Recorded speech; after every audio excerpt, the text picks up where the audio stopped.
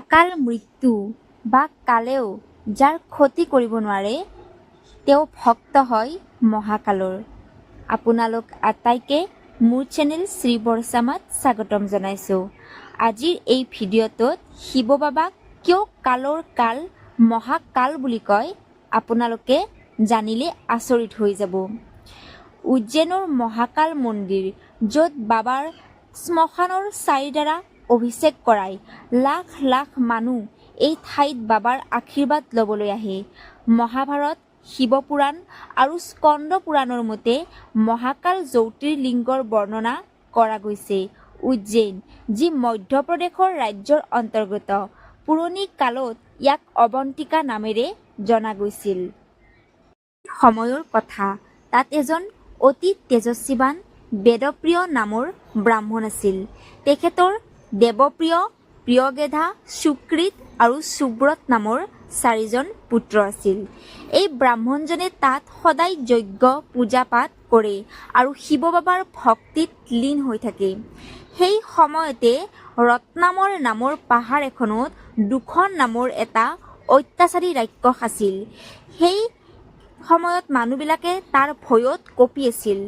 দুখন নামৰ এই ৰাক্ষসটো অৱন্তিকাত গ'ল আৰু তাত থকা মানুহ ব্ৰাহ্মণবিলাকক কষ্ট দিবলৈ আৰম্ভ কৰিলে। সেই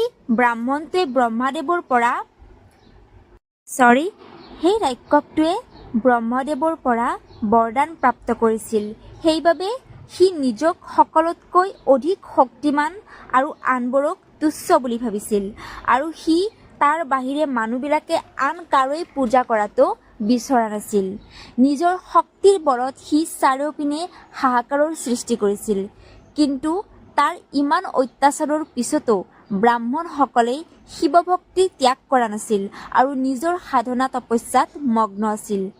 দুখনে এয়া সহ্য কৰিব পৰা নাছিল আৰু সেই ব্ৰাহ্মণসকলক মৃত্যুদণ্ড দিয়াৰ চিন্তা কৰিছিল। যেতিয়া সেই ব্ৰাহ্মণসকলৰ ওপৰত সি প্ৰহাৰ কৰিবলৈ অস্ত্ৰ তুলিছিল, তেতিয়াই সেই যজ্ঞৰ জুইৰ মাজৰ পৰা এটা ভয়ংকৰ শব্দ ওলাই আহিছিল আৰু এটা দ গাঁত হৈ পৰিছিল আৰু তাৰ পৰা ভয়ংকৰ বিকৰাল ৰূপত শিৱ বাবাৰ প্ৰকট হৈছিল। বাবাই নিজৰ গৰ্জনৰ দ্বাৰাই সেই ৰাক্ষসটোক বধ কৰিছিল। শিৱ বাবাৰ সাক্ষাৎ দৰ্শন পাই ব্ৰাহ্মণসকলে ধন্য হৈ গৈছিল আৰু বাবাক সেই ঠাইতে সদায় বিৰাজমান কৰিবলৈ বিনতি কৰিছিল। ভক্তৰ প্ৰাৰ্থনা শুনি বাবাই সেই ঠাইত জ্যোতিৰ্লিংগ ৰূপত ধাৰণ কৰিছিল আৰু যাক গোটেই বিশ্বত মহাকাল নামেৰে জনাজাত। এই কাৰণেই ভগৱান শিৱক কালৰো কাল মহাকাল বুলি কোৱা হয়। তো আপোনালোকে এই কাহিনীটো শুনি কেনেকুৱা পালে মোক কমেণ্টত জনাব আৰু মোৰ চেনেলটোক ছাবস্ক্ৰাইব কৰিবলৈ নাপাহৰিব। ৰাধে ৰাধে।